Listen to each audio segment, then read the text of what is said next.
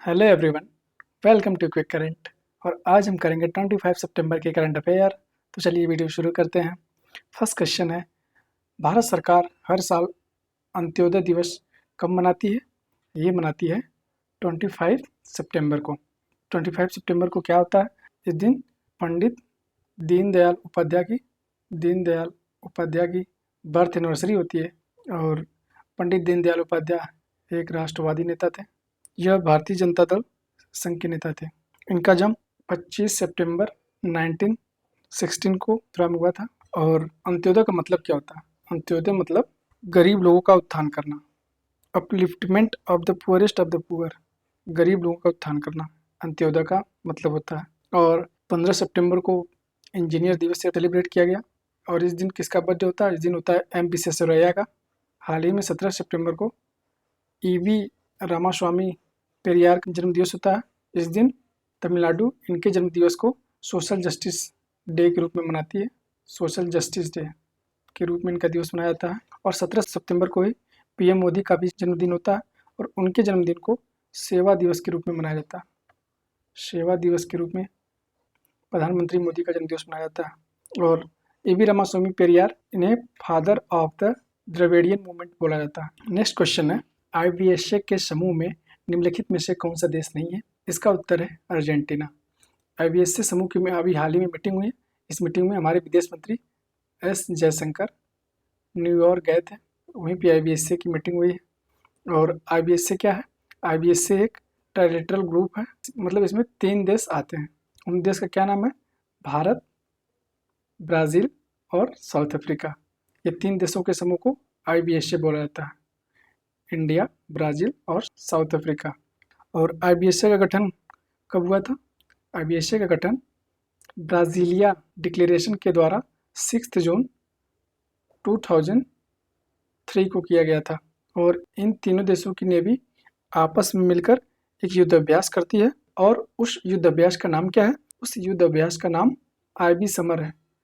इसका full form होता है IBSA maritime exercise. IBSA maritime exercise, ये एक नेवी एक्सरसाइज है। और जो हमारे एस जयशंकर हाल ही में क्वाड की मीटिंग में गए थे।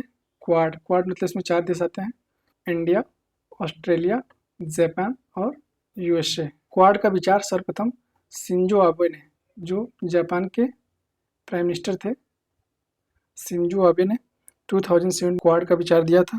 और क्वाड का गठन 2017 में इसका गठन किया गया था।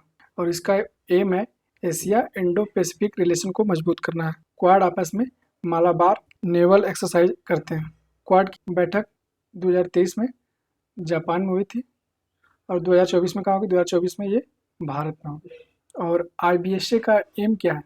आईबीएसए का एम है साउथ साउथ कोऑपरेशन को और ज़्यादा मजबूत करना। नेक्स्ट क्वेश्चन है, हाल ही में भारत ने किस देश के नागरिकों का वीज़ा निरस्त कर दिया है?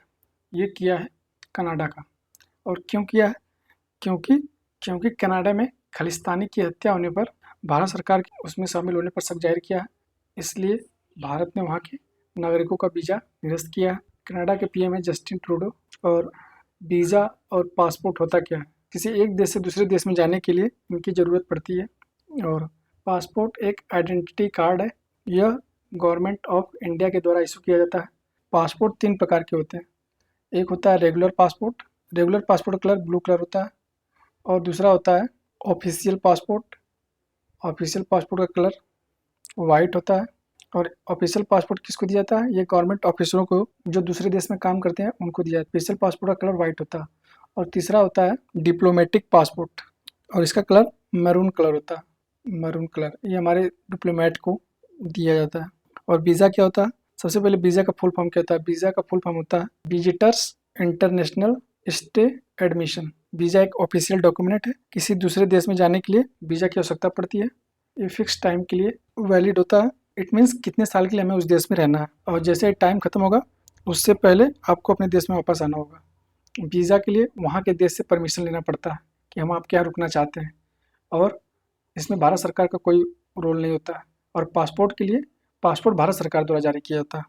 इन दोनों में मेन डिफरेंस है। और भारत में 10 प्रकार के वीज़ा पाए जाते हैं। एक होता है टूरिस्ट वीज़ा होता है, ट्रांजिट वीज़ा होता है, टूरिस्ट वीज़ा घूमने के लिए दिया जाता है। और ट्रांजिट वीज़ा किसी देश में जाने के लिए किसी दूसरे देश से होकर जाना पड़े तो उसे। और एक होता है वीज़ा ऑन अराइवल, ये किसे दिया जाता है? वीज़ा ऑन अराइवल का क्या मतलब है? इसका मतलब है कुछ देश ऐसे हैं जो वीज़ा को लेकर बहुत स्ट्रिक्ट नहीं होते हैं, मतलब उस देश में पहुंचकर एयरपोर्ट पर वीज़ा ले लिया और सीधे एंट्री मिल जाएगी। अन्य प्रकार के वीज़ा हैं, जैसे मैरिज वीज़ा हो गया, जर्नलिस्ट वीज़ा और डिप्लोमेट वीज़ा, स्टडी वीज़ा। और मान लीजिए आपका पासपोर्ट किसी फॉरेन में खो गया, तो वहाँ पे जो इंडियन एम्बेसी होगी वो एक टेम्परेरी पासपोर्ट आपके लिए जारी करेगी, आपको इस टेम्परेरी पासपोर्ट से अपने कंट्री में वापस लौटने के लिए। इस पासपोर्ट को हम इमरजेंसी पासपोर्ट के नाम से जानते हैं। और इंडियन पासपोर्ट के बेस पर 15 कंट्री में यात्रा कर सकते हैं बिना वीज़ा के, उसके लिए हमें वीज़ा नहीं लेना पड़ेगा। और 6 ऐसे देश हैं जहाँ पे घूमने के लिए वीज़ा और पासपोर्ट की ज़रूरत दोनों की नहीं पड़ती है, वीज़ा और पासपोर्ट दोनों की ज़रूरत नहीं पड़ती है। जैसे नेपाल हो गया, भूटान हो गया और मकाओ हो गया, श्रीलंका, मालदीव और जमैका। ये ऐसे 6 कंट्री हैं जहाँ घूमने के लिए वीज़ा और पासपोर्ट की ज़रूरत बिल्कुल नहीं पड़ती है। नेक्स्ट क्वेश्चन है, हाल ही में किस शहर में अंतर्राष्ट्रीय क्रिकेट स्टेडियम का शिलान्यास किया गया है? का शिलान्यास प्रधानमंत्री नरेंद्र मोदी ने वाराणसी में किया और इसमें टोटल खर्च 451 करोड़ रुपए की जाएगी। 451 करोड़ रुपए की मदद से इस क्रिकेट स्टेडियम का निर्माण किया जाएगा और इसकी टोटल स्ट्रेंथ 30,000 पीपल इस स्टेडियम में बैठ सकेंगे। और साथ ही साथ विश्व का सबसे बड़ा स्टेडियम, भारत का और विश्व का सबसे बड़ा स्टेडियम मोटेरा स्टेडियम है, जिसे नरेंद्र मोदी स्टेडियम भी बुलाता है, और ये गुजरात में है और इसकी स्ट्रेंथ 1 लाख है। और भारत का सबसे पुराना स्टेडियम कौन है? भारत का सबसे पुराना स्टेडियम ईडन गार्डन है। ईडन गार्डन जो कोलकाता में है, ये भारत का सबसे पुराना स्टेडियम है और ये सेकेंड लार्जेस्ट है, मोटेरा के बाद सेकेंड लार्जेस्ट स्टेडियम है। सो ये था आज का वीडियो, मिलते हैं नेक्स्ट वीडियो में। अगर वीडियो अच्छी लगे तो लाइक शेयर सब्सक्राइब करना ना भूलें। Thank you so much for watching video.